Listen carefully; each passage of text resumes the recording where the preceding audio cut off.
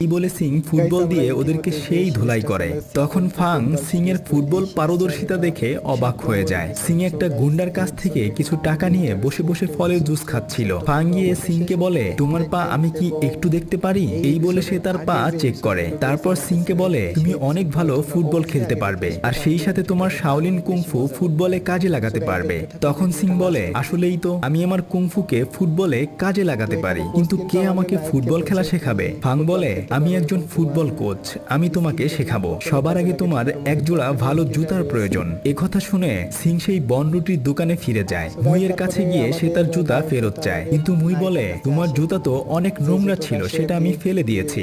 এই কথা শুনে যখন মন খারাপ করে সিং চলে যাচ্ছিল, তখন মুই তার জুতা জোড়া ফেরত দেয়। মুই আসলে সেদিন জুতা জোড়া বাড়িতে নিয়ে সুন্দর করে সেলাই করে রেখেছিল। ফুটবল খেলার জন্য 11 জন প্লেয়ার দরকার। সেজন্য সিং পূর্বে যাদের সাথে কুংফু শিখেছিল